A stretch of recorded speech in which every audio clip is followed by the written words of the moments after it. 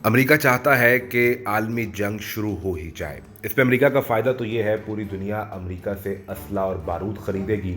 लेकिन अब आलमी जंग कैसे शुरू की जाए, इस सिलसिले में सबसे पहले अमेरिका ईरान को इसमें घसीट कर लाना चाहता है। पहले ईरान पर ये इल्ज़ाम आयद किया गया कि भारतीय गुजरात की सरहद के पास मौजूद शिप पर ईरान के कहने पर हमला किया गया, और अब ईरानी जनरल को शहीद करने के बाद शदीद तरीन रद्द-ए-अमल ईरान से सामने आ सकता है। ये जनरल कौन थे, ईरानी फोर्स के लिए इतने ज़्यादा ज़रूरी कैसे हुए, और अब ईरान का इस पर रद्द-ए-अमल क्या है, ये जानिए। ईरान की सिपाही पासदाराने इनकलाबे इस्लामी IRGC के एक सीनियर रहनुमा ब्रिगेडियर जनरल रज़ा मूसवी शाम के दारुल हुकूमत दमिश्क के करीब इसराइली फ़ज़ाई हमले के नतीजे में शहीद हो गए। याद रहे कि जनरल मूसवी IRGC की अल कुद्स फोर्स के साथ यूनिट 2250 के सरबराह थे, जिसने पूरे शाम में ईरान के लिए लॉजिस्टिक्स ऑपरेशन किए, और कई सालों से इसराइल के लिए जनरल मूसवी एक बुनियादी हदफ बने हुए थे। लेकिन किसी भी सूरत इसराइल इसमें कामयाब नहीं हो पा रहा था। अब इसराइल ने जनरल मूसवी को शहीद किया है।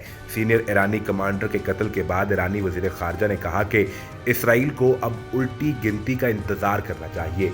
वक्त बहुत हो चुका, अब हमारी बारी है, अब हम हमला करेंगे।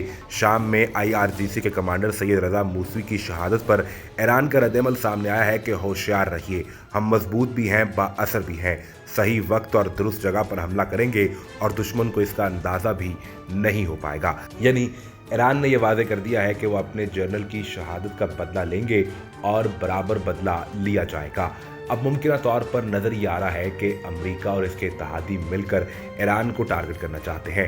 इससे पहले भी अमेरिका ईरान के खिलाफ खूब बयानबाजी करता रहा है। जब मशरिक़ वस्ता की जंग के आगाज़ में ईरान के अंदर मिसाइल्स की तस्वीर लगा दी गई और इसराइल को टारगेट करने का मुतालबा ईरानी अवाम की जानिब से भी किया जा रहा था, उस वक्त भी अमेरिका ने एक बयान में कहा था कि अगर ईरान ने कोई पहल की तो इसका शदीद तरीन जवाब दिया जाएगा।